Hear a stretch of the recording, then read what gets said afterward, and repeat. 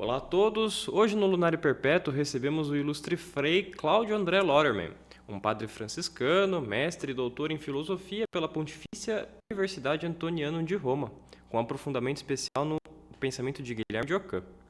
Se você gosta do Lunário e deseja ajudar nosso projeto a continuar, pode encontrar os meios de nos ajudar na descrição. Sem mais delongas, gostaria de saudar a presença do nosso convidado. Sua bênção, Frei! Seja muito bem-vindo ao nosso podcast. Deus abençoe, muito obrigado pelo convite, é um prazer estar aqui no podcast, conversando contigo e também com aqueles que nos acompanham. Falaremos hoje então do polêmico Guilherme de Ockham e seu pensamento à luz do livro que você escreveu, né? O Singular em Ockham, Ontologia, Antropologia e Política, que foi publicado ano passado pela editora Vozes.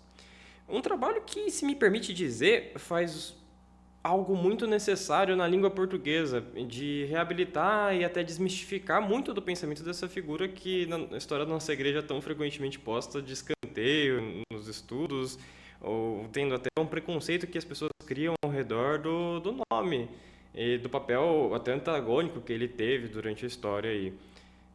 Dentro disso, eu acho muito justo a gente começar nossa conversa perguntando para você como começou seu interesse por essa figura, o que te levou a escrever esse livro em específico?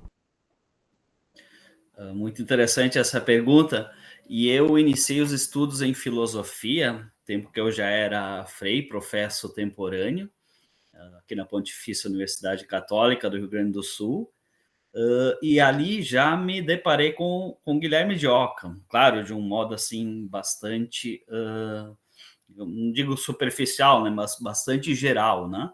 E aí me interessou muito a figura, né, o pensamento de Guilherme de Ockham. Tanto que no trabalho de conclusão de curso do bacharelado também eu escrevi já sobre o pensamento de Guilherme de Ockham, a questão do conhecimento de Deus, da teodiceia de Guilherme de Ockham. E esse interesse, né, por esse autor, ele continuou depois, né? Depois também de fazer a profissão solene como frade menor, né? E seguindo também sendo ordenado. Depois eu tive a oportunidade, justamente, né, como você colocou, de estar estudando, né, me aprofundando no mestrado em filosofia e no doutorado em filosofia. E aí eu não tive dúvidas nesse sentido de aprofundar ainda mais esse autor. E justamente eu observei que o tema da singularidade, do singular, ele estava presente, né, no pensamento de Guilherme de Ockham. E por isso também eu procurei aprofundar, né, desenvolver esse tema, uh, digamos, no pensamento, né, no interno do pensamento de Guilherme de Ockham. Certo. O que seria para Ockham essa singularidade que você falou? Eu vejo que é um tema que é a palavra central do seu livro, né? A singularidade em Ockham, o singular em Ockham. Mas como a gente consegue compreender esse singular? Porque o caminho da filosofia escolástica, principalmente, era geralmente falar do universal. E o singular, ele parece ser aquele outro. O que é esse singular para Ockham e para nós? Perfeito, muito interessante a sua leitura, né, e também essa pergunta, né. Na verdade, Ockham não utiliza somente o termo singular, né, ele às vezes coloca o termo individual ou o termo suposto, que ele também utiliza. Eu, fiz a escolha do termo singular, que também é utilizado nos escritos dele, né, porque acho que o singular diz mais, né, o singular não é só a questão do, digamos, do individual, né, mas ele também dá essa ideia, ao menos ao meu ver, dessa unicidade, né, de cada ente, de cada criatura, de cada pessoa, né. Então eu escolhi, digamos, esse tema, né, digamos, no conceito, para depois aprofundá-lo dentro do pensamento de Guilherme de Ockham. E como você bem colocou, existe um livro, né, que pouco também originou esse meu interesse, né, sobre esse tema, que é de um francês, né, Pierre Alferi, e ele escreve sobre o singular, né, em francês. A originalidade justamente da minha pesquisa, ele praticamente ele aprofundou somente os escritos filosóficos e teológicos de Occam. Eu também fiz essa associação com os escritos polêmico-políticos, né? A segunda parte da obra de Guilherme de Occam, e aí está essa originalidade, né? E, novamente, eu via que esse tema ele não está só ligado à filosofia, né, à teologia, à política, mas ele perpassa todo o pensamento do Venerabilis Inceptor, né, como é conhecido também o Guilherme de Occam, o venerável iniciador, né? E ele parte da perspectiva do singular, né? Como você disse, muitas vezes era só visto como o universal, né? Na filosofia, o mais importante é a universalidade, né?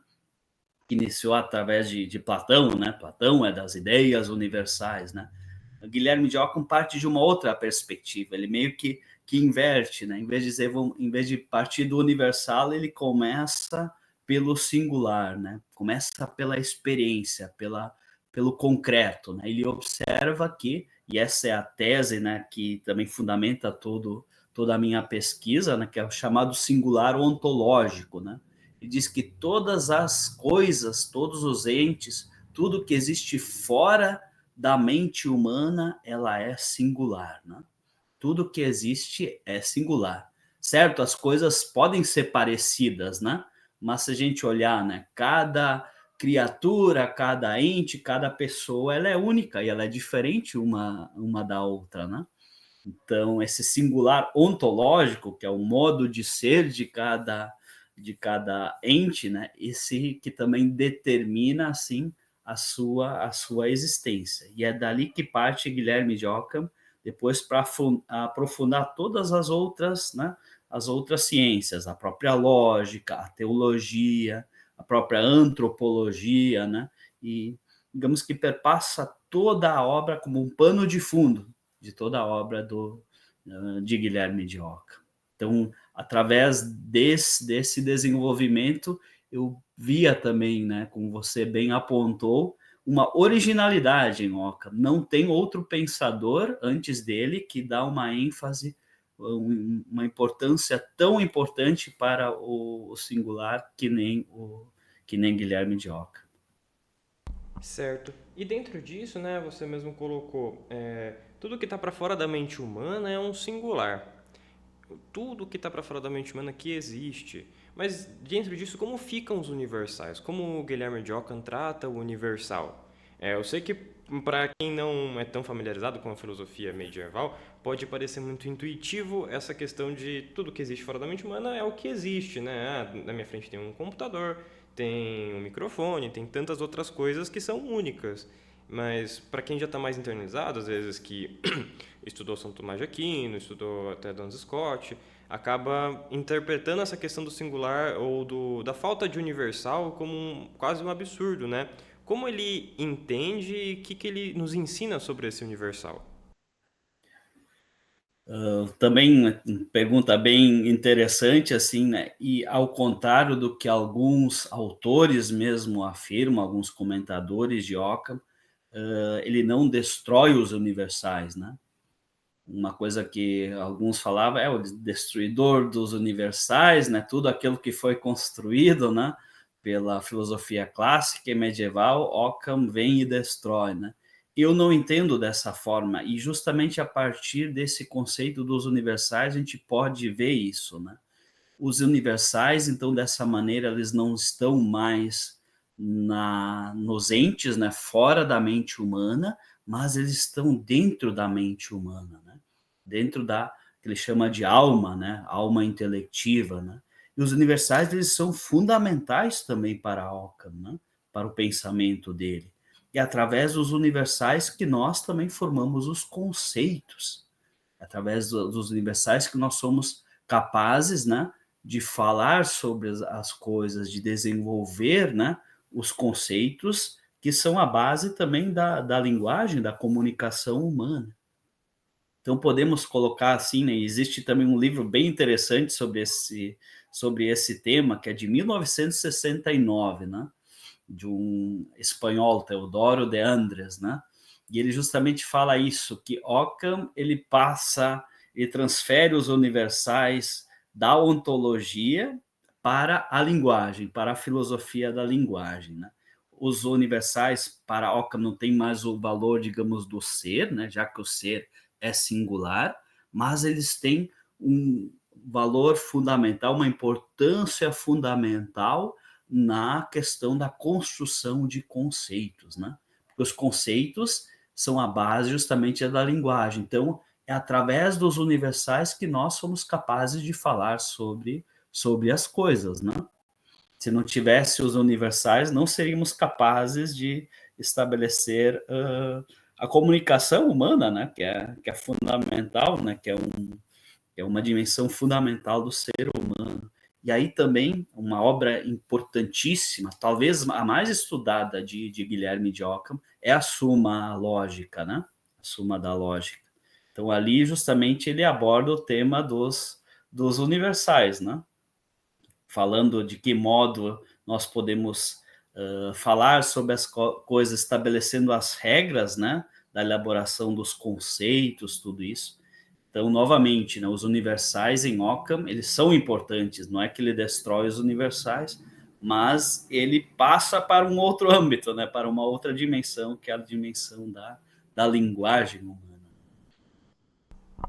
Ao fazer isso, você considera que ele seja realmente o pai do nominalismo? Ou nisso ele se classificaria como nominalista ao colocar os universais para o campo da semiologia, da linguagem e afins?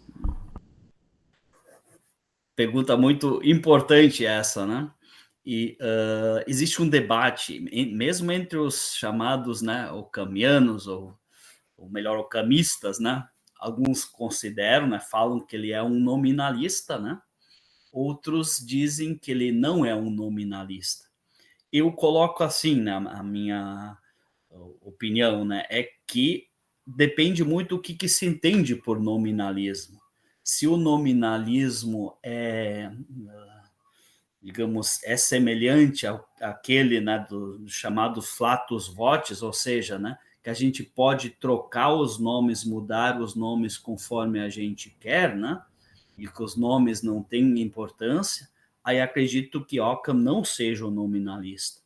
Agora, se nós colocamos o nominalismo, a importância dos nomes dentro da lógica, na importância dos conceitos, então sim podemos afirmar sim que Occam é um nominalista e talvez também o pai do nominalismo. No livro eu também desenvolvo isso, né? Que é a opinião também de Guy Alberti, de Brunner e de outros comentadores. Eu prefiro chamar ele de conceitualista, né? Justamente pela importância dos conceitos, né? Os universais são conceitos, né? Então, a partir disso, né, que ele desenvolve, né, depois toda a lógica e a filosofia da linguagem, mas não vejo o problema de chamá-lo também de nominalista, entendendo bem o que é esse nominalismo, né? Eu vejo que tem no livro uma parte onde você até coloca a classificação como realista exagerado, realista moderado, depois conceptualista, que seria o nominalista leve, e depois realmente os nominalistas exagerados. Perfeito. Uhum. Quais E ali até seriam? nominalistas exagerados, né? Se atribui aquele Rosselino, né? Uhum. Só que mesmo assim, depois de estudar um pouquinho de Rosselino também, né? Até tem uma autora italiana, né? Ela até faz uma apologia de Rosselino e diz que ele também não é um nominalista. Então, hoje, né, nesse sentido de nominalista exagerado, no período medieval, não sei se existiu um nominalista exagerado, mas aquilo que foi atribuído a ele seria essa questão, né, do flatus votis, ou seja, né, das vozes, né, dos conceitos serem colocados sem nenhum critério, né? Então, nesse sentido, eu entendo que Occam não pertence a este nominalismo, né? Não pode se atribuir a este nominalismo o pensamento de Occam. Agora sim, né, de passar os universais da ontologia para a linguagem, né, para os nomes, aí sim, né? Aí concordo plenamente, aí pode ser chamado de nominalista. O Ockham, partindo de algum conceptualismo ou desse nominalismo sutil, ele teria alguma Uhum. crítica propriamente para o nominalismo exagerado que é colocado ou não? Sim, ele teria uma crítica, e a crítica, ao meu ver, seria justamente essa, né, de que nós não podemos, atribuir nomes, né, sem uma base, né, sem um fundamento, sem a colocação dos conceitos, né. Eu não posso simplesmente, só para dar um exemplo, né, chamar a mesa de mesa em um momento e no outro momento chamar ela de cadeira. Não, ela sempre permanece uma mesa, né? Porque esses conceitos eles são necessários para a linguagem, né? Para os nossos conceitos, né? Então essa mudança de nomes, né? Os nomes não corresponderem a algo de concreto, né? Isso para ele não faz sentido. E é interessante ver isso também no tema dos universais, que toca diretamente também essa pergunta do nominalismo, né. Os universais, eles são abstraídos da existência concreta, tanto que eles estão na nossa mente, mas depois eles retornam de novo a eles, né. Digamos, os universais partem dos singulares e retornam de novo aos singulares, né? Então, a nossa linguagem, a mesma lógica, né? Ela sempre parte da existência física, né? Para depois também retornar a ela, né? Então, a crítica que ele faria justamente seria essa, né? Que a gente não pode trocar os nomes conforme nós queremos, assim, sem nenhum critério, porque eles têm a base também na singularidade, né? Perfeito. Uma coisa que acredito que tenha sido uma deficiência minha na leitura do livro, mas uma coisa que eu não consegui compreender dentro da forma do Okan de ver o mundo, da perspectiva dele, seria a questão das naturezas, né? Eu sei que Uhum, ele transfere, que ele passa da ontologia para as outras ciências a obrigação de compreender os seres enquanto serializados. Mas eu gostaria de isso. compreender como, por exemplo, a gente entenderia o homem enquanto homem. Porque eu seria humano tal qual você é humano, dentro de uma ontologia do singular, dentro da visão de Ockham. Uhum. Essa pergunta é bem interessante e provocativa também, né? E aí, justamente, né, mesmo a fala, né, mesmo a elaboração do próprio pensamento da filosofia de Ockham, ela também ela trabalha, né, ela desenvolve os universais. Né? No momento que a gente fala, por exemplo, de antropologia, né, a gente já está falando de um conceito, né, de universal. Né? Então, mesmo na antropologia de Ockham, né, ali existe a questão da universalidade, né? Ele fala também da natureza do ser humano. Ele está justamente falando, né, conceitualizando o que é o ser humano, ou seja, ele está falando dos universais, né?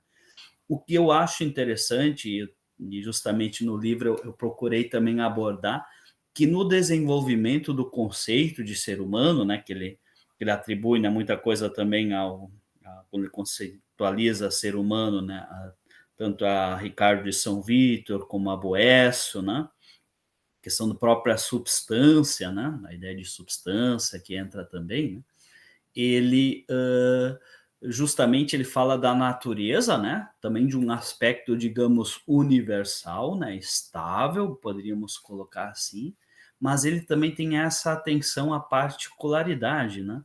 E eu procurei abordar isso justamente no tema da pluralidade das formas do ser humano, ou seja, seriam partes do ser humano, que são partes, digamos, singulares, né? Mas que existem, né, como você bem aponta, que existem em todo ser humano. Então nós podemos colocar isso como faz parte da natureza do ser humano, né.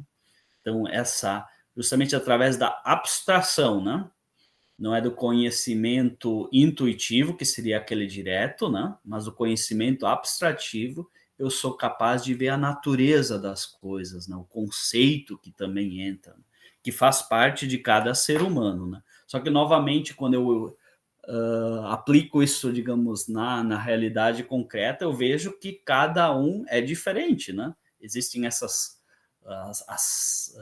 coisas, digamos, parecidas, né, mas existe também a própria, digamos, natureza que é abstraída através dos universais, dos conceitos. Isso aí a gente já parte um pouco para a teoria do conhecimento dele, né? Que ele começa a Perfeito. gnoseologia Uhum. de Ockham. Eu Aham. gostaria que o senhor explicasse um pouco sobre ela, né? Como a gnoseologia dele, a teoria dele de conhecer, se diferenciaria dos outros filósofos do tempo dele. Ele seria Aham. mais a parte empirista, mais racionalista? Ele se conciliaria como? Como se dá essa teoria dele? Tem até alguns autores, né? Tem uma autora francesa também, que ela fala do empirismo de Ockham, né? Ele é empirista, né? Em certo sentido, né? Porque empirismo também já é algo mais, né, moderno, assim, já é uma classificação um pouquinho mais moderna, né?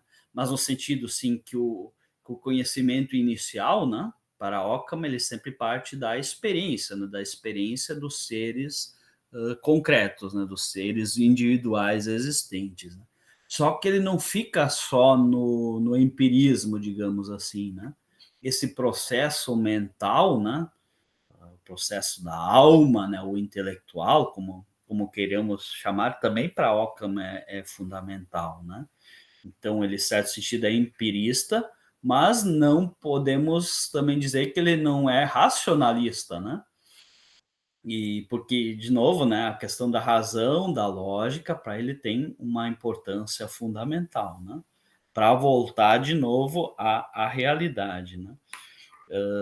Nesse sentido, sim, existe essa importância, essa preponderância da singularidade, né, do empírico também, falando de teoria do conhecimento, de gnoseologia, mas não se pode descartar toda a outra, o outro lado, né, o outro âmbito, se queremos colocar dessa maneira, do racional, né, do intelectual, né, e para ele é muito importante.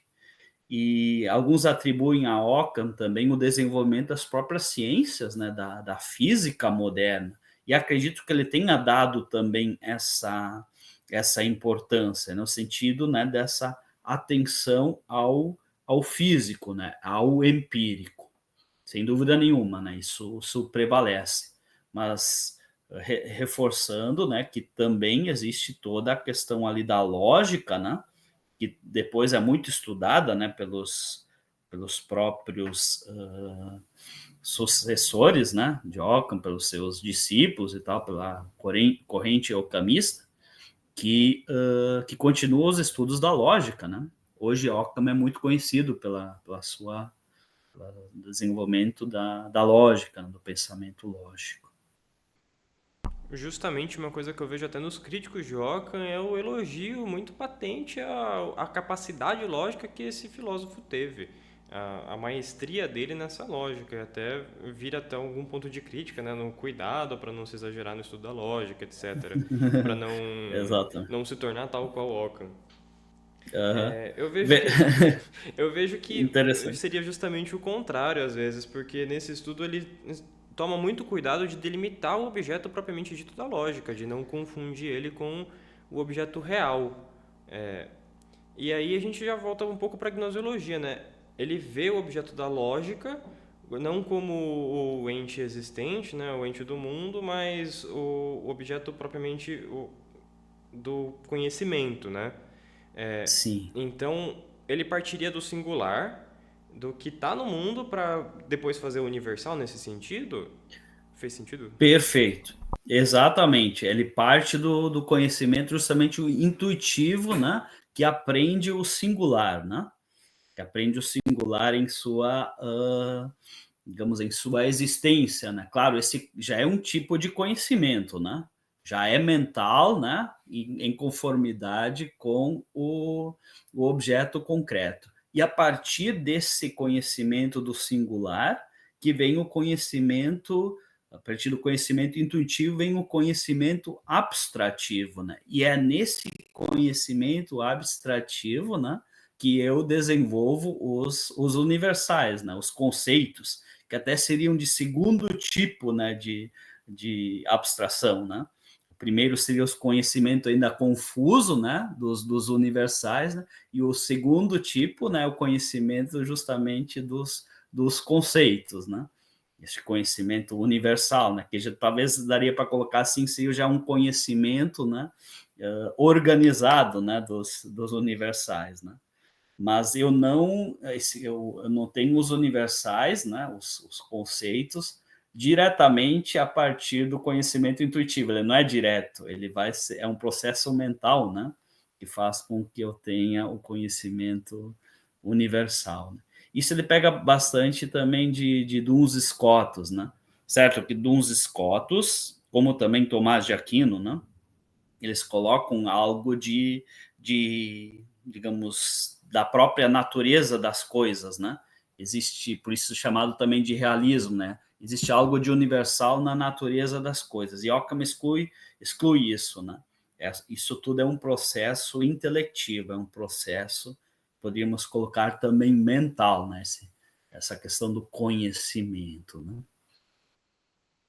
Certo. No seu livro foram expostas três teorias que ele coloca para a natureza do universal também. A primeira ele começa falando do fictum, depois ele passa para o qualitas mentis, até que enfim chegamos nessa mais conhecida, né, que ficou conhecida como a teoria do ato mental. Uma Uhum. coisa que eu gostaria de saber é como se deu essa evolução no próprio Ockham e nas suas obras, e qual ele se torna mais partidário ou como uma se desenvolve da outra.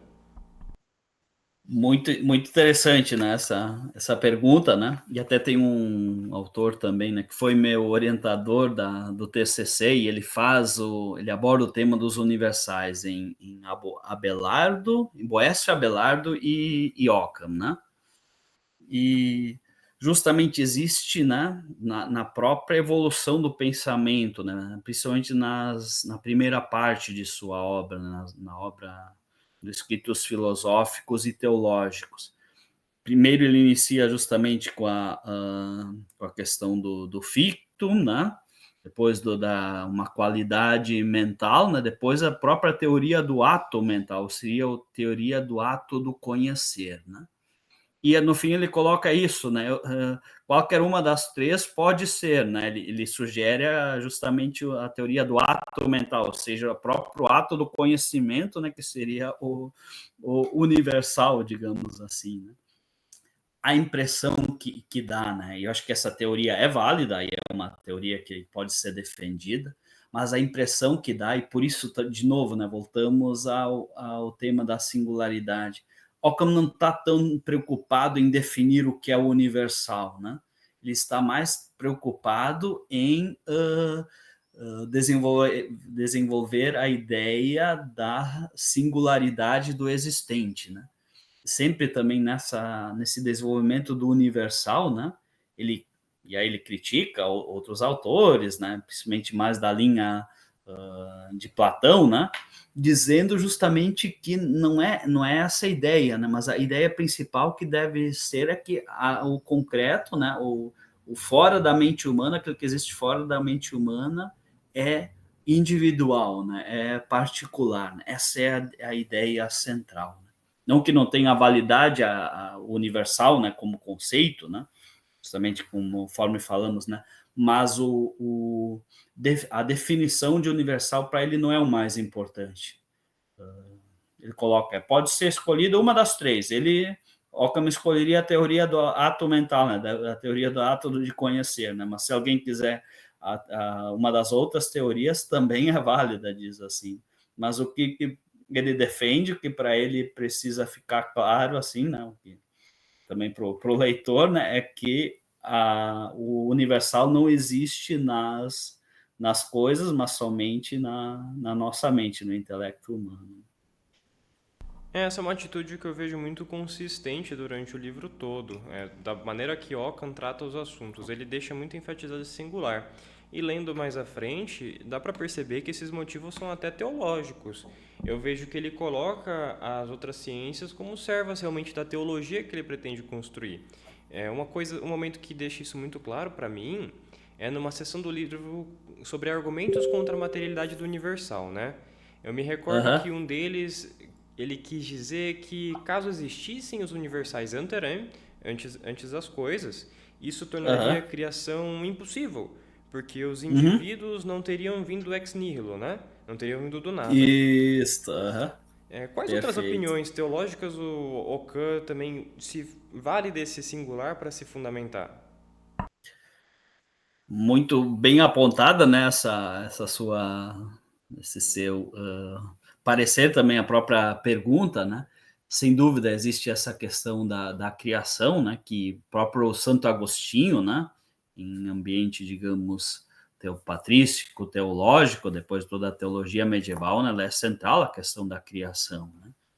E aí existe um outro, aspecto também teológico que é muito importante para Ockham, que é parte justamente do de São Francisco de Assis, né. Também, São Francisco e depois Boaventura de Banhorejo e mais ainda de uns escotos, né, tem essa ideia, né, da, digamos, a beleza de cada criatura, a beleza de toda a criação, né? Uh, Mesmo quando São Francisco diz, né, que até um dia, uma hora pedem para ele, né, quem é que é o frade perfeito, né? Aí diz o frade perfeito é a força de tal frei, a inteligência de outro frei, né? É a persistência de outro, entende, né? Então existe também uma atenção dentro da espiritualidade, da teologia franciscana, à singularidade, né? À individualidade, a cada pessoa. E para mim, Ockham pega, né, ele assume também essa questão da singularidade a partir dessa raiz franciscana. Para mim tá muito presente isso. E também outros, né, outras questões, né. O próprio espírito dele, acho que também, né, nesse sentido, não numa crítica destrutiva, né. Você falava antes da abordagem dele dos universais, né? E tem um autor que diz, né? Que tem a parte destrutiva dos universais, né? Que Ockham faz, e a parte construtiva, né? E sim, ele estabelece também uma crítica. Então ele não é alguém simplesmente que vai que bebe inteiramente de um outro autor, né? Muito pelo contrário, né? Ockham também tem essa parte assim crítica, mas não é uma crítica cega, é uma crítica que também propõe algo novo, né? Que propõe algo diferente, né? E podemos dizer, e aí entra também a própria história de vida dele. Eu acho que isso é importante colocar também, né? Principalmente depois dos escritos, depois de 1324, quando ele foi chamado a Avignon, né? Que não escreve mais sobre temas filosóficos e teológicos, né? Temas, digamos, acadêmicos, mas depois, né, com o conflito que ele teve, né, com João 22, né? Ali com o Papa João 22, ali também fica mais forte ainda essa questão da crítica, né? Da crítica dele, né? Então existe também uma personalidade forte de Ockham que passa também pelo seu conhecimento, né? É alguém que coloca as suas ideias, né? Tem talvez diríamos assim, hoje um caráter forte, né? Não, de novo, não no sentido de destruir tudo, mas de propor também algo novo. E não diretamente, eu até coloco isso, né, Ockham não é o fundador da modernidade, não é isso. Mas através do seu pensamento, ele também coloca algumas linhas que depois na modernidade vão ser desenvolvidas mais, né? A própria questão da pessoa humana, a individualidade, né? Um pouco essa questão não um divórcio entre a fé e a razão, né? Mas uma certa distinção entre esses dois âmbitos que também a modernidade depois vai desenvolver mais ainda, né? Principalmente os filósofos modernos, né? Então ele também tem essa questão da própria personalidade dele, ele influencia no seu pensamento. Pois a personalidade de Ockham é uma coisa que, pelo seu livro, ela fica mais clara de se ver. Nos trechos finais, naquela parte do apêndice do livro onde se tem as obras de Ockham, não se constata tanto. Acho que porque são justamente coisas separadas que durante a sua obra ficam mais evidentes e juntando os trechos com a sua explicação, Ockham aparece muito mais do que os temas explicados, muitas vezes, né? É, Aham. acho que essa parte é uma parte muito interessante do seu livro e muito válida. E dá pra gente entender Ah, mais sobre essa sim. figura do Ockham, né? É, Uhum.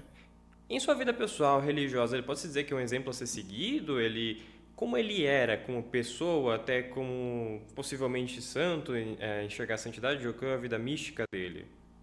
Aham. Muito interessante essa sua pergunta, né? Ele é alguém, talvez, dos pensadores franciscanos, né? Até conversando com outros freis, assim, né? Talvez seja um dos mais filósofos, assim, né? Não que ele não seja teólogo, né? Também ele desenvolve, né? Temas sobre a Teodiceia, né? Também a Deus. Ele está dentro de um contexto medieval, né? Mas é forte esse aspecto racional, né? Em Ockham se observa isso, né? Acredito que ele foi sempre fiel à questão franciscana, tanto no período acadêmico dele, né, nos escritos acadêmicos, né, de filosofia e teologia, muita coisa de uns escotos, principalmente, mas também de Boaventura, também de Tomás de Aquino. Alguns colocam uma distinção, um divórcio, Tomás de Aquino e Ockham. E se a gente lê os escritos dele, né, não é que existe esse divórcio. Muita coisa também Ockham toma de Tomás de Aquino, né, pega de Tomás de Aquino, às vezes até para criticar uns escotos, né, o seu confrade. Né? Então existe também isso. Mas, novamente, né, ele é fiel à questão franciscana, assim, observo, né? Dentro do pensamento, mas ao mesmo tempo muito livre, né? E aí parte também a questão que ele mesmo desenvolve da liberdade franciscana também, né? Do voluntarismo franciscano, a questão da liberdade da vontade. Ele também é um pensador muito livre nesse sentido. Procura fundamentar, mas é muito livre, né?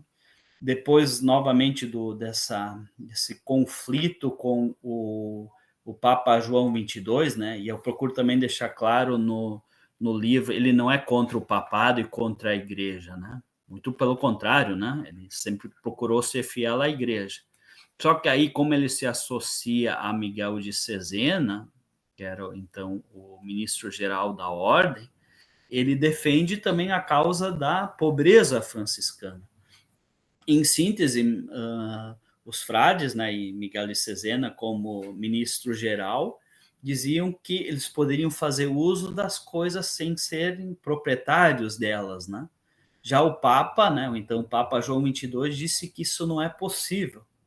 E ele, como jurista, ele disse: se a gente faz o uso das coisas, algo de proprietário, algo de posse, a gente tem que ter sobre essa coisa, né? Esse bem, né? Então, ocasionou essa disputa, né? Mas é importante também colocar isso, Ockham nunca foi excomungado pelas suas ideias filosófico-teológicas. O motivo da excomunhão de Ockham, que justamente ele foi excomungado, porque esse grupo depois fugiu de Avignon em 1328, né? Então, o ministro-geral, juntamente com Ockham e mais 2 frades, eles fugiram de Avignon, que estavam ali sob a guarda, né, do Papa João 22, eles fugiram. E aí, quando o João 22 viu isso, ele excomungou esse grupo de frades. Mas, de novo, né, Ockham, depois, nos escritos políticos dele, ele procurou também ser fiel à igreja, né, às ideias da igreja. Né? Quando ele escreve, por exemplo, o diálogo sobre o Papa herético, né, o herege, ele não está falando do papado em si, né? Ele está falando de João 22, né? Que ele não considera como papa, né? E aí existe também todo esse conflito, né? Mas colocar ele como santo, né? Talvez não foi alguém de grande mística, vamos colocar assim, né? Mas que ele também ajudou, né? No pensamento franciscano, no pensamento próprio eclesiástico, e procuro colocar isso no livro também, próprios direitos privados, né? Hoje Occam é muito estudado também no âmbito do direito civil, né? Porque muitos atribuem a ele como fundador, né? Dos direitos individuais, né? Então ele também tem a sua contribuição, né? Tanto no âmbito teológico como também no âmbito filosófico. Acredito que ele foi injustiçado justamente esse fator da excomunhão, né? Querendo ou não, né, pesa contra ele. Ele não foi muito estudado, só um grupo depois ali de acadêmicos, né, que eram mais ligados ali a ele, né, mesmo a Oxford, né, que continua assim o pensamento dele, né, mas depois a gente olha ano de 1500, ano de 1600, não se vê praticamente nada dos escritos dele, né, só em 1900 aí começou uma retomada dos escritos, né, esse fator da excomunhão pesou, né. Outra coisa que se associa às vezes ele é a fundação a ligação Occam com o protestantismo, né?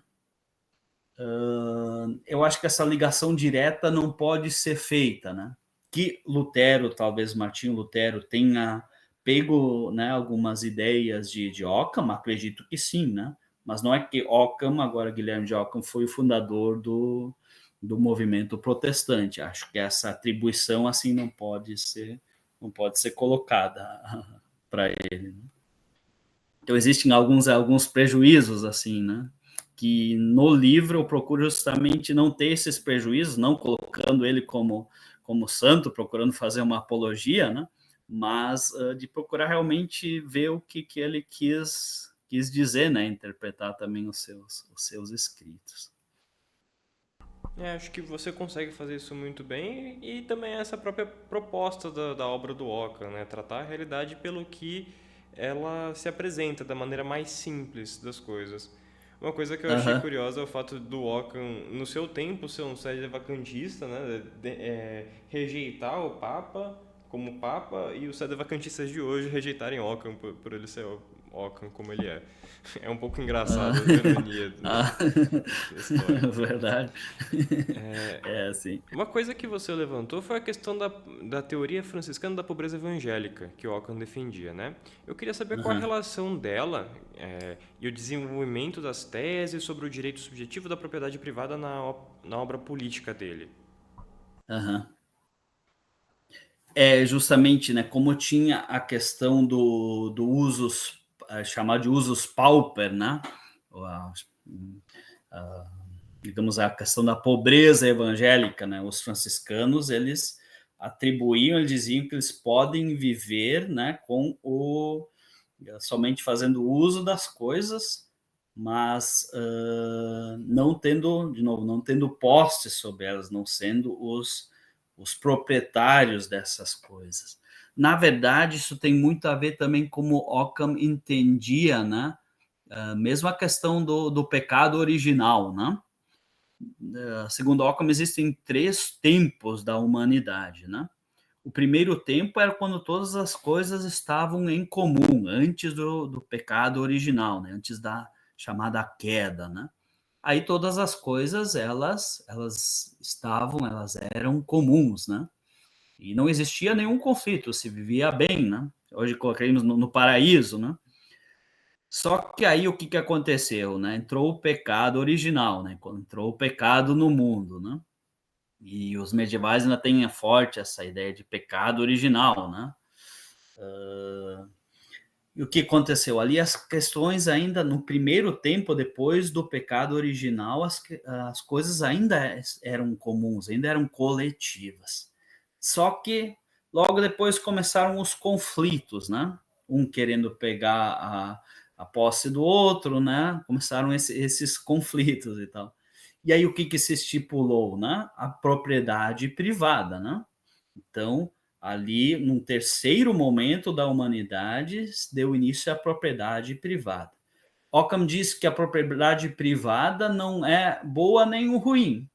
Ela é o modo como as pessoas se organizaram justamente para poder viver em sociedade de uma forma tranquila, de uma forma organizada. Só que os franciscanos e aí as ordens religiosas, digamos, né? Eles vivem ainda conforme o segundo tempo da humanidade. Claro, depois do pecado, né? Com a ideia de viver como era no paraíso, né? Mas também todos os religiosos, né? Também tem a questão do pecado original, né? Em cada pessoa humana. E eles procuram viver ainda conforme as coisas eram comuns, né? Por isso que eles colocam tudo em comum e não tem a propriedade privada, né? Tudo que eles recebem, né, é de todos, e mesmo a ideia ali de Ockham, desse primeiro grupo de frades, vamos colocar assim, né, mesmo as coisas que são doadas à ordem, elas também não pertencem à ordem, não pertencem aos frades, né? Seria a própria igreja a detentora delas, né? Tem uma pobreza, digamos, evangélica muito radical nesse sentido, né? E, de novo, né, Ockham defende essa ideia, né, da pobreza e junto com outros frades também, né? E aí justamente existe o direito à propriedade privada, né, que é um dos temas, né, e existe também o direito particular, individual, né. Esse eu conecto mais, eu ligo mais justamente com o tema da singularidade do indivíduo, né, da importância do indivíduo, porque como cada indivíduo é livre, claro, ele também tem a sua responsabilidade, mas cada indivíduo tem também os seus direitos. E aí entra, acho que você colocou bem, essa pergunta é muito bem colocada, né?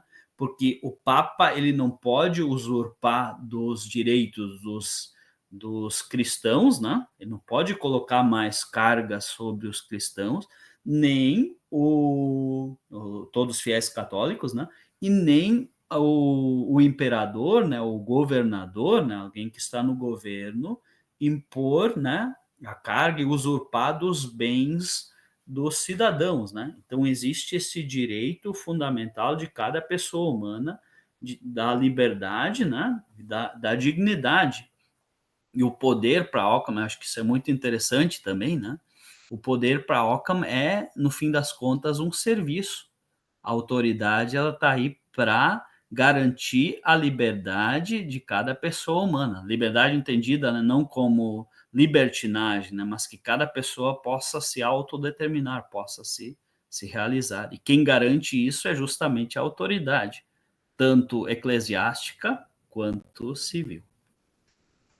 Através dessa leitura da sua obra, eu pude ter uma visão muito mais clara da visão do Papa Francisco nas encíclicas Fratelli Tutti, Laudato Si, que se alinham bastante com esse pensamento franciscano e parece que particularmente o de Ockham, né?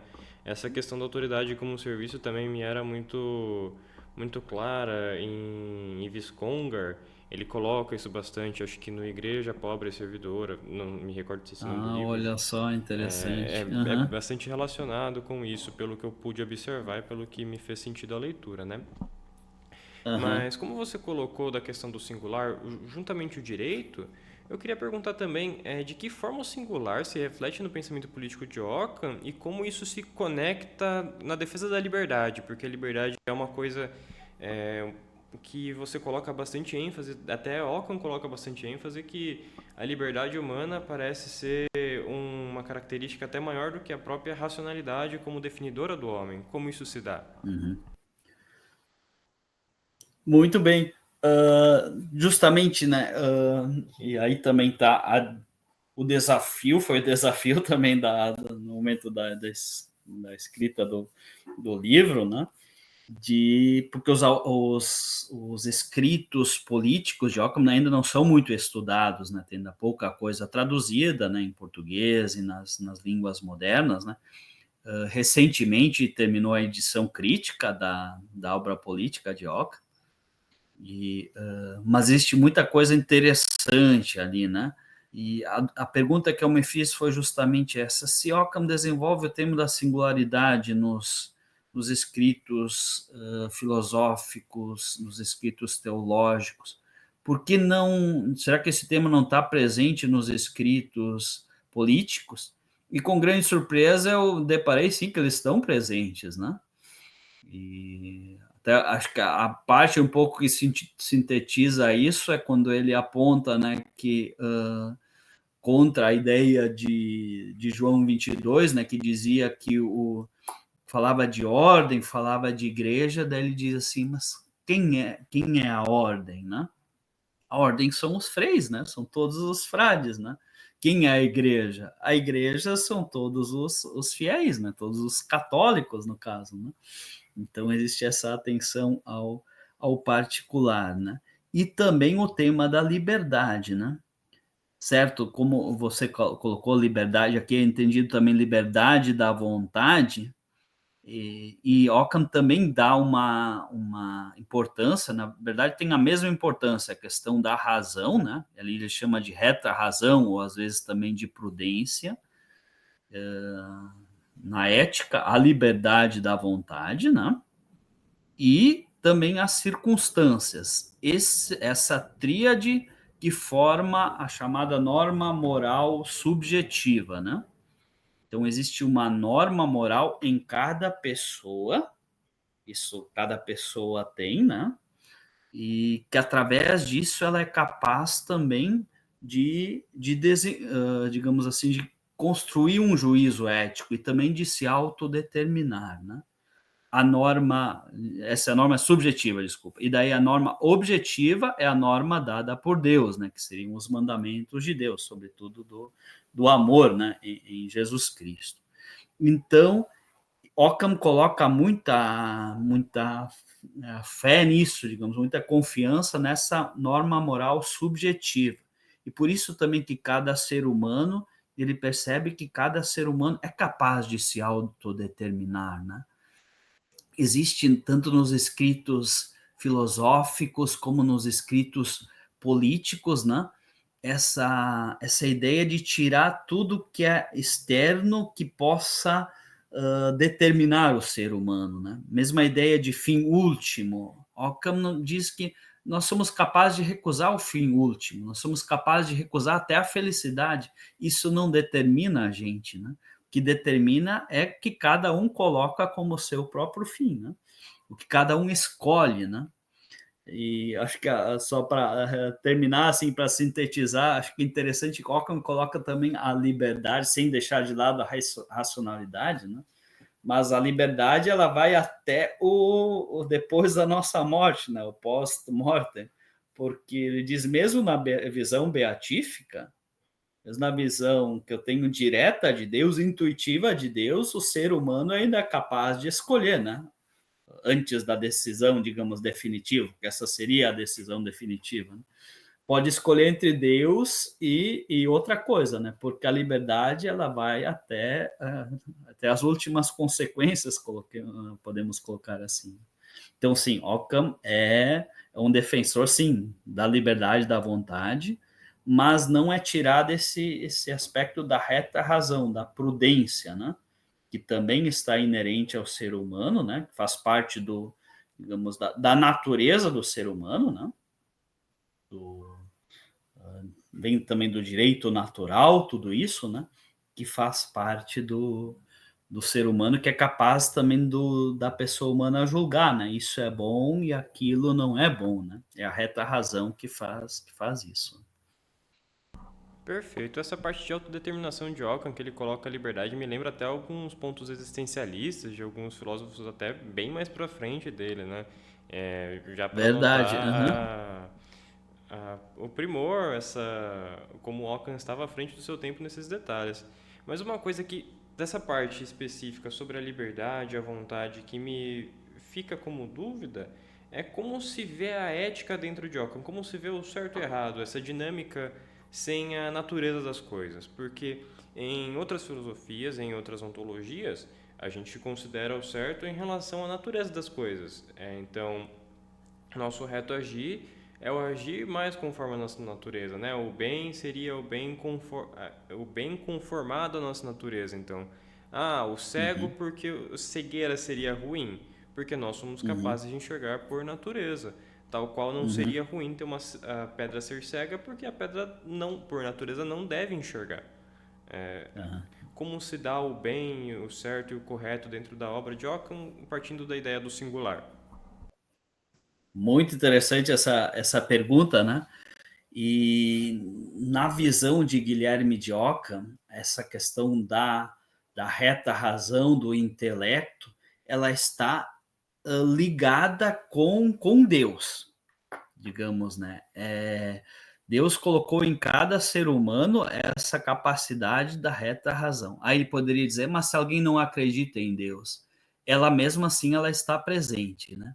Então a questão do certo e do errado, né, da ação, e por isso também a questão das circunstâncias, sempre depende de cada ato. E aí eu vejo também uma ideia interessante, cada ato ele tem que ser julgado em sua singularidade. Ockham dá um exemplo assim, o fato de ir à igreja, né?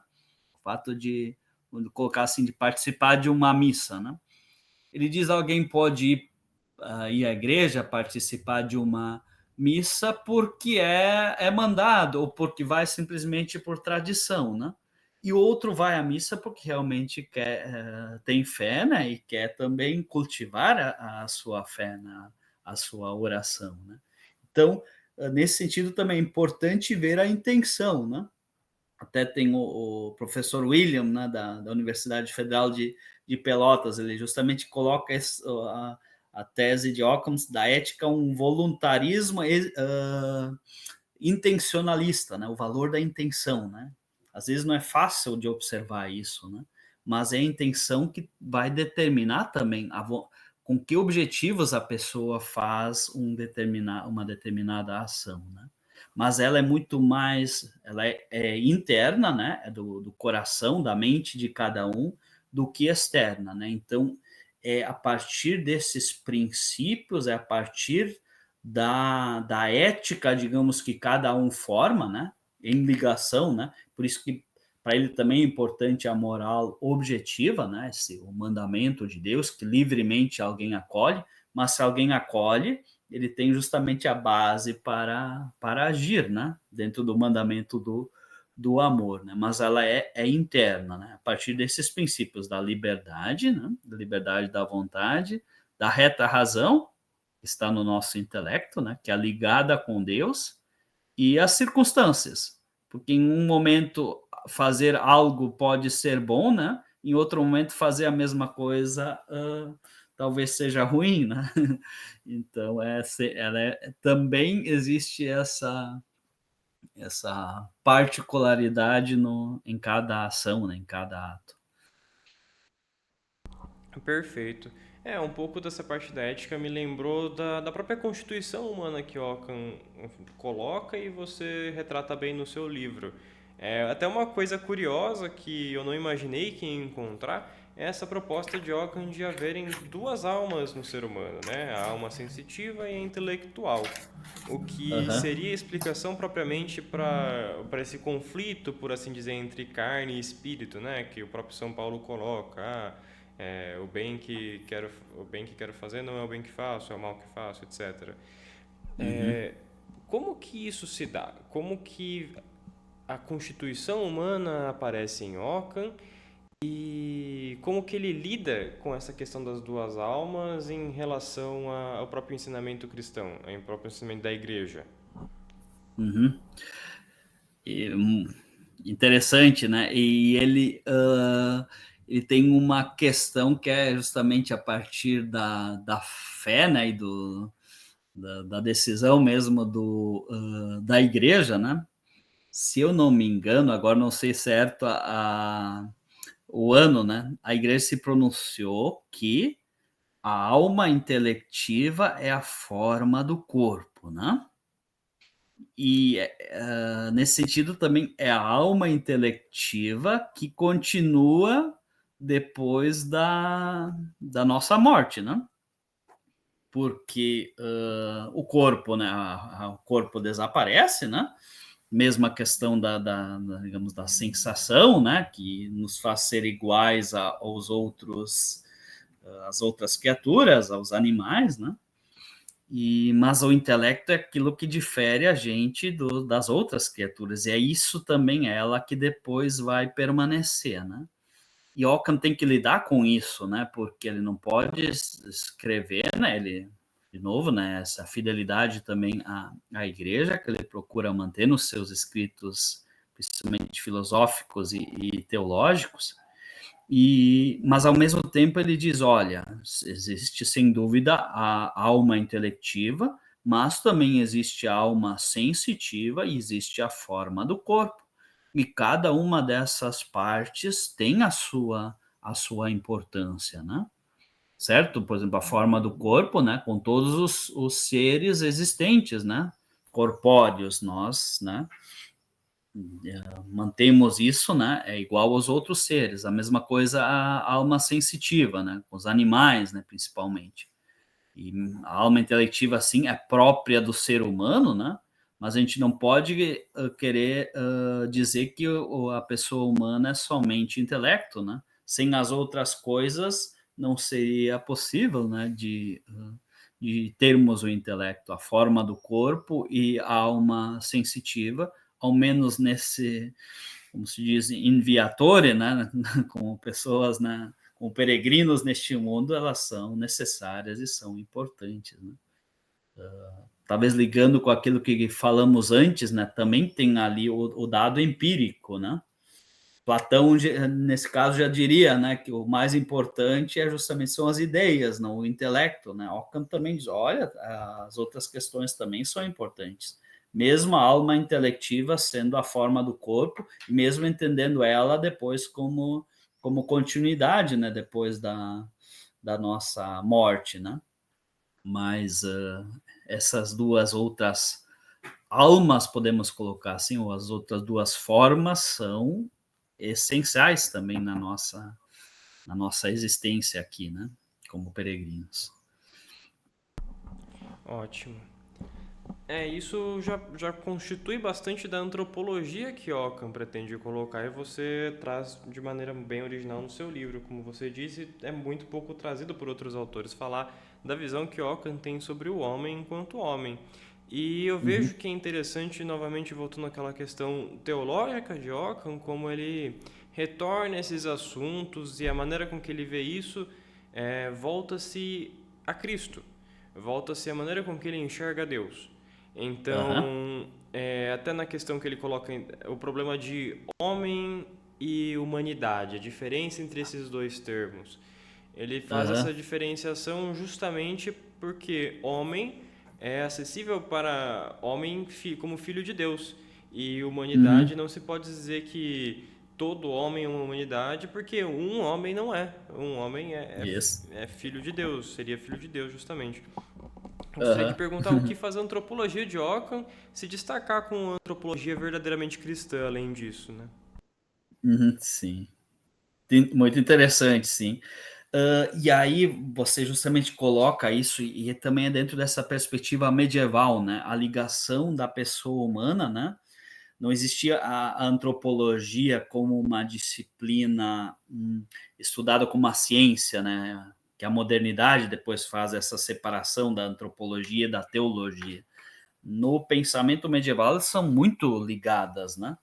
E aí Ockham, justamente como você aponta, né? Quando fala de homem, humanidade, né? Mas lembra a questão de Jesus, né? Jesus também foi foi homem, né? Quando a ideia de pessoa também, né? Pessoa, uma coisa é a pessoa humana e outra coisa são as pessoas divinas, né? E ali acho que cabe um destaque dentro dessa pergunta que você faz, né? Você falou antes de um termo que é muito interessante, né? Que é o termo delimitar, né? Ockham coloca dentro da sua antropologia também, né? Esse aspecto, né? Esse tema do limite, né? De procurar conceitualizar, né? De procurar estabelecer também os limites humanos, né? E a questão divina, não como uma separação, né?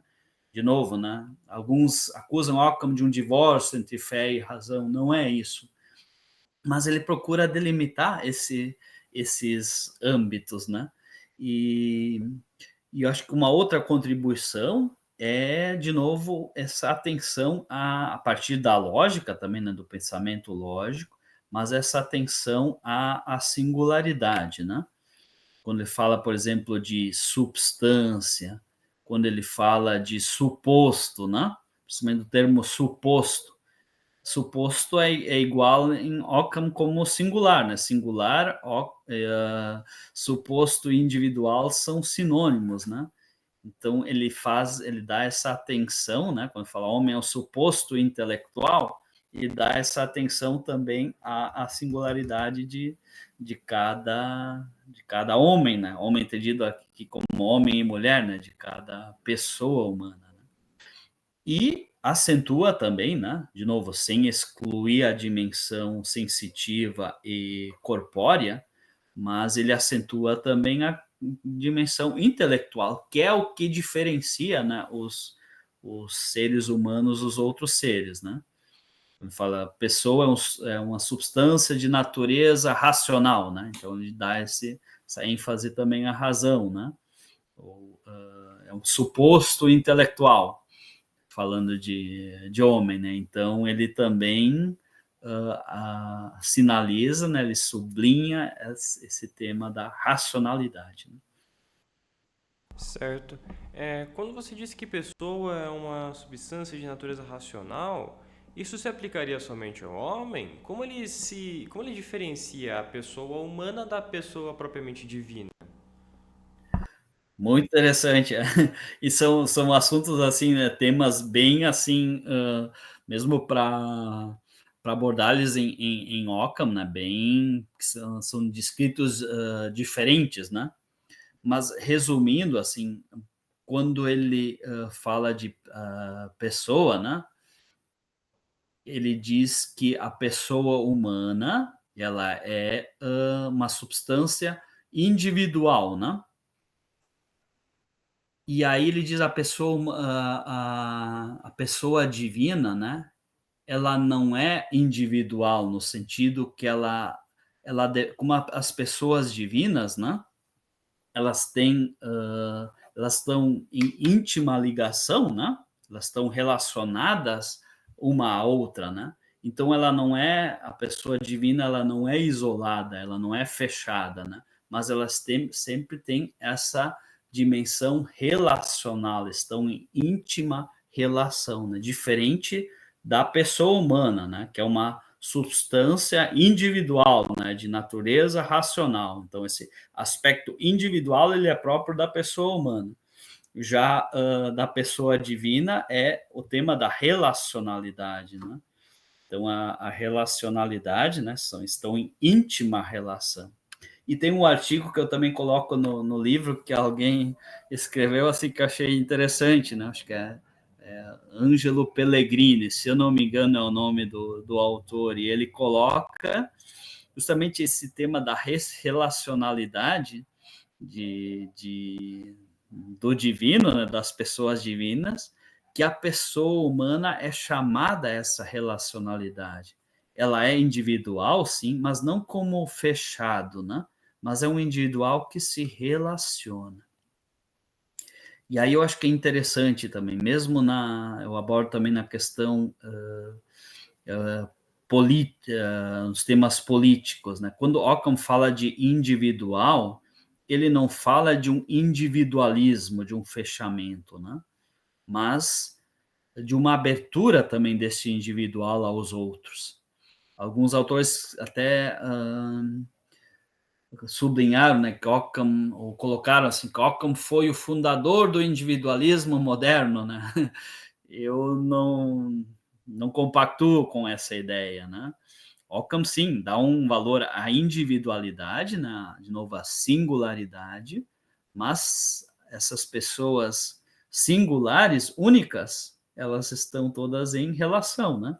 E aí entra a pessoa divina também, que é relação, né? Pai, Filho e Espírito Santo estão em íntima relação uma com a outra, né? Então, assim como eles estão em relação, né? Sem deixar de lado o individual, né? Mas também o ser humano é chamado a entrar em relação uns com os outros e com o próprio Deus. Né? Essa parte de relação humana me parece, agora, tendo lido o seu livro em confrontamento em relação ao que passam de Ockham muitas vezes, às vezes até uma falta de estudo da própria obra dele, né? porque ele tenta sim. deixar isso tão claro quando ele fala da ordem franciscana e até em relação ao corpo da igreja, como os indivíduos têm que se colocar em relação, né, para realmente serem uma unidade, que me parece até descabido essa crítica a ele. Perfeito. Essa é a interpretação, como você colocou, essa é a ideia também, né? Que a partir dos escritos, né? Que procurei também de uma forma ou de outra colocar isso no livro, né? Não é um individualismo, não é até alguns chamam de atomismo, né? Não é essa ideia de Ockham, né? É dar destaque, sim, à individualidade, mas os indivíduos que estão em relação, né? E quando ele fala justamente a ordem, né? A ordem são os frades, mas os frades em relação, porque se eles não estivessem em relação, né? Que é também, ela é pessoal, né? Ela é individual, né? Mas essa relação ela existe, ela é importantíssima, né? É a partir dessa relação individual, né? Individuação dos seres que formam esse conjunto, né? Que formam a ordem, que formam a igreja, né? Que formam todas as instituições, né, existentes, os grupos. Perfeito. E uma das coisas que Ockham coloca para uma relação ser realmente efetiva e verdadeira é a liberdade, né? Nossa liberdade para nos relacionarmos, liberdade para aceitar tal coisa, pelo menos que eu vi através do livro. E falando em liberdade, quais são as posições de livre-arbítrio que a gente consegue acessar através da obra de Ockham? Como ele passa essa ideia para a gente? Ockham, né, a ideia que Santo Agostinho principalmente desenvolve, né, do livre-arbítrio, né, possibilidade da escolha. Ockham é completamente de acordo com isso, ele concorda, ele enfatiza isso também, e eu procuro abordar isso também na obra. A liberdade da vontade ainda é mais do que livre-arbítrio, não é simplesmente eu poder só escolher entre uma coisa e outra, né? Ou seja, escolher agora estar aqui ou escolher estar em outro lugar, né? Ou escolher comer uma maçã ou comer uma manga, né? Por exemplo. Não é só essa questão de escolha, é muito mais do que isso, é mais profunda, né? A liberdade para Ockham, também para Duns Scotus, né? É a questão do autodeterminar-se, né? Da construção do ser humano, da construção da própria essência, né?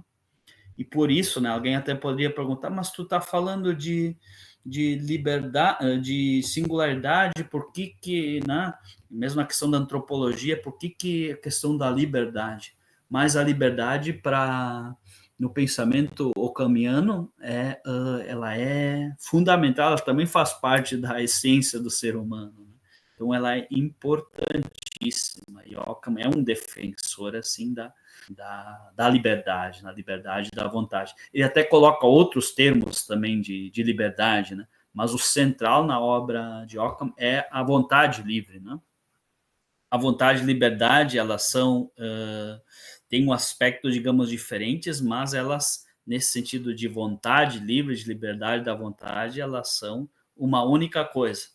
E aí até Ockham coloca, né, podem ser colocados como sinônimos, né, vontade e liberdade, né, porque a vontade ela é livre, né, nessa dimensão do autodeterminar-se, né, de cada pessoa se construir, né, como pessoa humana. Fica até curioso a forma com que essas coisas se colocam no mundo de hoje, porque é difícil classificar a Ockham numa perspectiva política do mundo de hoje, de tanto que o mundo mudou e de tanto que que as posições dele podem se espraiar para vários âmbitos políticos diferentes, né? Até muito difícil fazer essa tarefa aí de atualizar a Ockham para o pensamento político de hoje. Até muito porque os problemas que ele enfrentava a gente não tem tanto hoje, que seria, por exemplo, o plenitudo potestatismo, né? Uhum. Eu queria saber seriam realmente os problemas que ele identifica com essa ideologia da época e como ela ameaçava a igreja e os fiéis. Aham, sim. Muito interessante. Hã, realmente, né, tempo de Occam, né, o período em que ele viveu, ele é diferente do nosso, né? A questão toda do império, né, do poder também da própria igreja, né? Bispos também, né, com detentores de poder, era mais forte, né? Era uma igreja mais, apesar de estar em declínio, ali já estamos na baixa Idade Média, mas é um tempo diferente, né, do nosso, né? Hoje talvez seria muitas outras questões, é mais complexo, né? Se bem que algumas ideias acho que são importantes de Ockham para retomar, né, hoje também a liberdade de cada indivíduo, né? Talvez se deu grandes passos na humanidade, mas se nós pensarmos, por exemplo, em muitas civilizações ainda não existe a liberdade, né? As pessoas determinadas coisas, né, que gostariam de fazer e que também são boas, não podem fazer, né? Então, a mesma liberdade de se construir como pessoa humana. E talvez o pensamento de Occam, nesse sentido, possa ajudar em algo, né? E sobre a plenitude do potestatis, é uma crítica que Occam faz, né? Tanto em nível, digamos, eclesiástico, como no aspecto também civil. Mas ali a plenitude do potestatis é principalmente contra a questão eclesiástica, né? Da igreja. Ou seja, Occam, depois também Marcílio de Pádua, né, faz essa crítica, é contra a plenitude do poder, seria a plenitude do potestades, a plenitude do poder nas mãos do Papa, né? O Papa, segundo Occam, ele tem o poder sobre as questões da igreja, né? Aí ele é né? Ele foi eleito para isso, né? Sobre o poder, sobre as questões da igreja, mas não as questões civis. As questões civis, né? As questões da sociedade, elas pertencem ao imperador, ao governador, né? Enfim, que está aos reis, né? Naquele tempo, né? Hoje seriam os governantes. Então está nas mãos deles, né? Não, o Papa não deve se intrometer nas coisas civis somente em exceções extremas, né? Quando estiver vacante, né? Aí sim ele pode se colocar ali, mas senão o Papa, a preocupação dele deve ser as questões eclesiásticas. E nesse sentido também, né, existe uma dupla crítica, né? A primeira é essa, não se intrometer, vamos colocar assim, nas questões civis, né? E a segunda também, que a gente já abordou aqui, né, que a gente já conversou sobre, que é a questão do poder, como a autoridade como serviço, né? Então, o poder que o Papa tem sobre as questões eclesiásticas não é o poder de usurpação, de carga, de impor leis, né? Mas é um poder de serviço, né? Então existe essa dúplice crítica de Occam à plenitude potestatis, que alguns autores defendiam, né? O próprio Egídio Romano e outros defendiam isso, né? Do Papa, que ele tinha o poder sobre tudo, e é uma interpretação, né?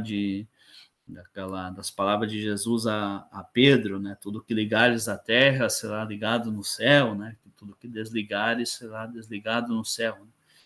Então, mas Occam diz que essa interpretação não é válida, né? Porque o poder que Jesus deu ao Papa, né? Um poder eclesiástico, porque ele mesmo, né? O poder que Jesus teve sobre ou melhor, que ele exerceu sobre as pessoas é um poder espiritual, né? Ele nunca, mesmo quando ele diz, né, dai a César o que é de César, né? Então ele respeita a organização civil, né?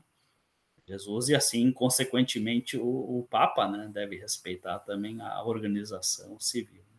Basicamente, assim, essa é a ideia. Na verdade, a plenitude potestatis é talvez o principal tema, né, a crítica de Occam nos escritos políticos, essa crítica à plenitude potestatis. Certo. E vendo que Ockham foi por muito tempo mal julgado na igreja, houve um preconceito muito grande com ele em várias partes da igreja, por vários fiéis e várias pessoas assim, como que ele é visto hoje? há novos olhares para reabilitar o pensamento dele, suas posições, principalmente agora depois do Vaticano II. Como que está o status de Ockham para todo mundo no geral? O que eu percebo é que existe um grande interesse sobre a obra de Ockham. Ele está sendo cada vez mais estudado, né? Como eu coloquei antes, né? Principalmente antes do Concílio Vaticano II, até poderíamos colocar antes de 1900, né? Era pouco estudado, né? Até às vezes era proibida, né, a questão proibido o estudo, né, sobre o seu pensamento. E hoje existe assim uma retomada, uma recuperação do seu estudo, e se observam, né, muitas coisas interessantes a partir também, né,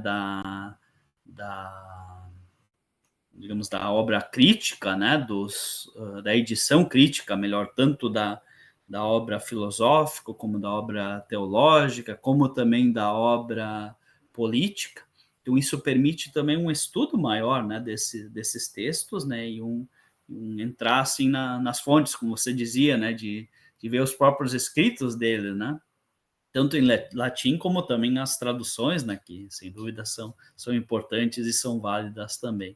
Então existe um interesse bastante grande, né, não só em âmbito religioso, né, âmbito eclesiástico, mas também em âmbito, digamos, da sociedade em geral, né, em universidades públicas. Ele é bastante estudado também no ambiente jurídico, na filosofia do direito, né? Ele é muito estudado também. Né? Então, eu vejo isso com muito bons olhos, assim, né? Também fico contente com isso, né? Que existe uma retomada, assim, dos estudos, né? Dos escritos dele, certo? De novo, né? Ele tem as suas falhas, né? Tem as suas talvez as suas lacunas no pensamento, como cada pensador, né? Porém, ele tem muito a que dizer no mundo de hoje, eu acredito, assim. Né? Os tempos, como você abordou, são diferentes, mas, ao mesmo tempo, algumas coisas se assemelham, né? É um tempo não de um pensamento hegemônico forte que nós vivemos hoje, né? Na contemporaneidade. Também não era no tempo de Ockham, era o declínio do pensamento forte da Idade Média, né? Tanto com Agostinho, também como Tomás, ali existe já no tempo de Ockham né, aspecto um pouco mais crítico, vamos colocar assim. Né? E hoje também, né, não é o pensamento forte moderno, né, do idealismo, do racionalismo, mas hoje existem vários tipos de filosofia, né, várias ideias diferentes, né? E acredito que nesse sentido também se assemelha e o pensamento de Ockham pode também contribuir, né, para o nosso tempo.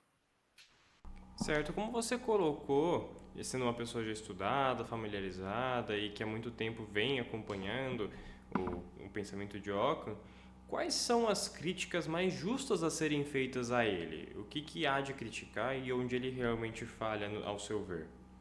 Uhum. Acho que isso é importante ver também, né? Essa tua pergunta é muito boa, né? Muito pertinente, porque a gente também, né, dentro da filosofia, né? E acho que a filosofia é importante essa contribuição que ela dá, né? Dessas diferentes perspectivas. Um dia me dizia um professor, você vai ver autores, um diz algo, né, e chega o outro que diz o contrário, né? E às vezes os dois têm razão, né? E no fim das contas, nós mesmos, né? Cada indivíduo, né, elabora uma síntese, né, sobre isso e depois, né, compactua com determinadas ideias ou com outras, né, que podem novamente mudar, né? Então eu vejo que Ockham,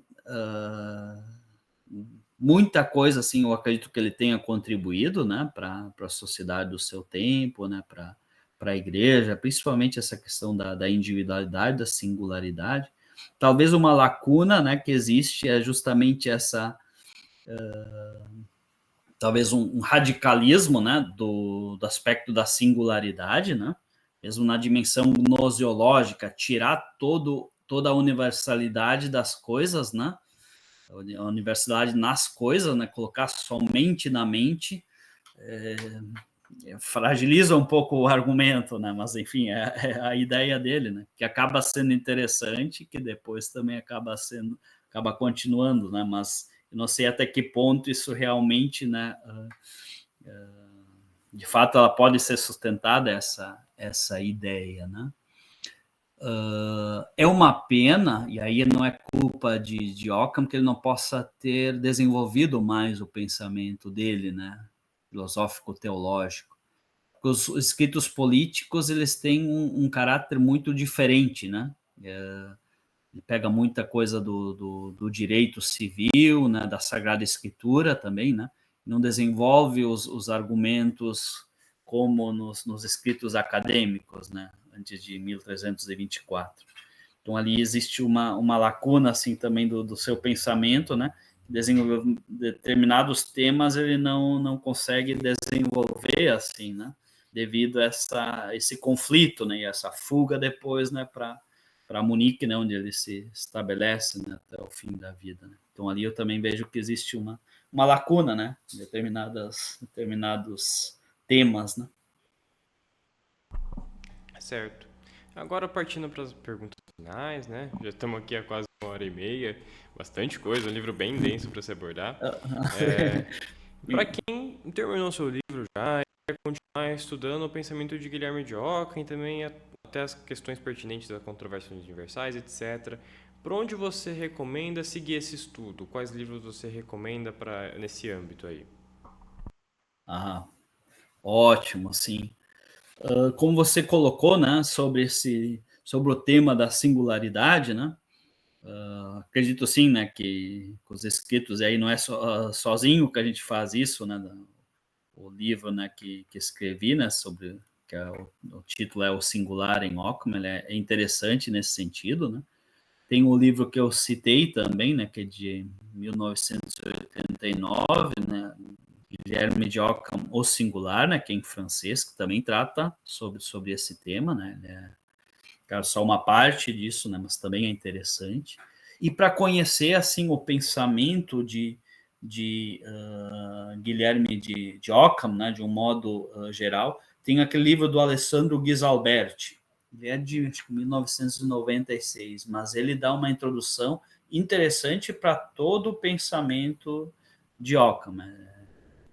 Foi traduzido em português, o original em italiano, e é Guilherme de Ockham, né? Alessandro Ghisalberti é o autor. Né? Acho que ele coloca assim de um modo interessante também, né? E introdutivo também, né? Porque como são às vezes aspectos bastante complexos, né? Então, determinados temas, e ali dá para ter uma visão geral do pensamento dele. Acho que esse livro pode contribuir bastante. Tem artigos muito interessantes também na internet, né? E aí talvez sobre determinados temas, né? Que se podem encontrar também de acesso livre, né? O próprio professor William Borges, né, do professor Pedro Leite Júnior, do professor Carlos Eduardo de Oliveira, da USP, Rodrigo Garizoli, da Federal do Rio de Janeiro, né, entre outros autores, né, que também escrevem sobre Ockham. E se você pudesse entregar o seu livro, esse livro que você escreveu sobre Ockham, a qualquer pessoa, em qualquer tempo histórico, para aprender mais sobre esses temas, para quem você entregaria? Muito interessante. Olha, digamos assim, para quem tem interesse no autor, acredito que ele possa ajudar bastante, né? Mesmo quem, como até você apontou isso, mesmo para quem não tem grandes conhecimentos sobre o autor, ele pode ajudar bastante. Pode ser que tenha alguma dificuldade em determinados temas. Também me coloco à disposição, né? E também outras pessoas para, se existe algo espinhoso, para explicar, né? Como é que é a questão, às vezes, né? Determinados termos também filosóficos, né? Então a gente se coloca à disposição para isso, mas eu entregaria para alguém que gostaria de conhecer mais, né? Que talvez já tenha uma base, digamos, de filosofia, talvez esteja fazendo bacharelado e tal, né? Ou a própria licenciatura, e gostaria de aprofundar esse autor, né? Eu entregaria para alguém, porque justamente ele poderia também servir como base, né? Como fundamento para desenvolver outros temas, né? De Ockham, como a própria a teologia de Ockham, o tema da liberdade, né? O tema do poder, né? E talvez o livro possa, nesse sentido, né? Sempre dentro da humildade, também possa contribuir, né? Para alguém que gostaria de desenvolver mais, né?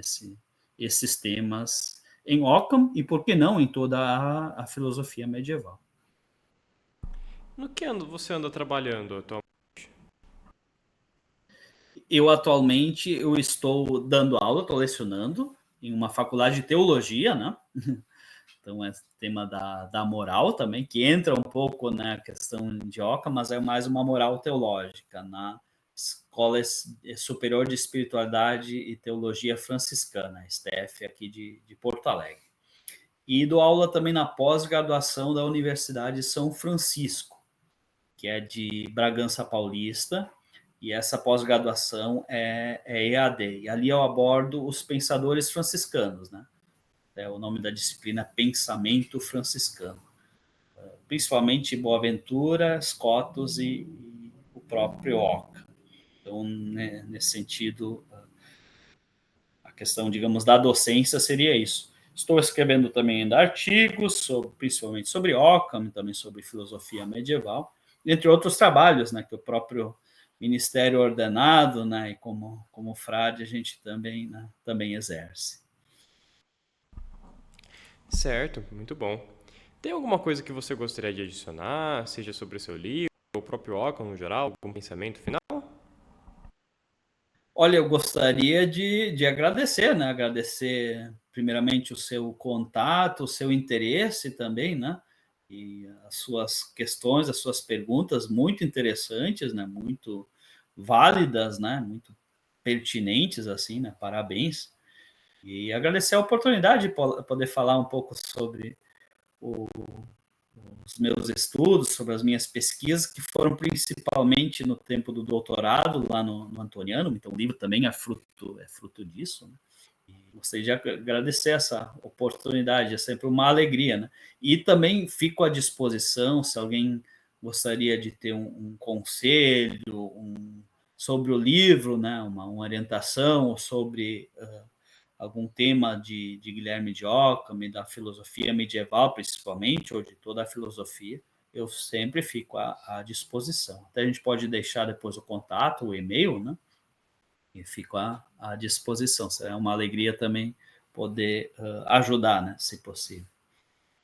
Perfeito, eu quem agradeço, viu, Frei? É um grande privilégio poder ter você aqui, uma pessoa de tão alto calibre, tão estudada nesse tema, trazendo informações aqui para todos nós, né?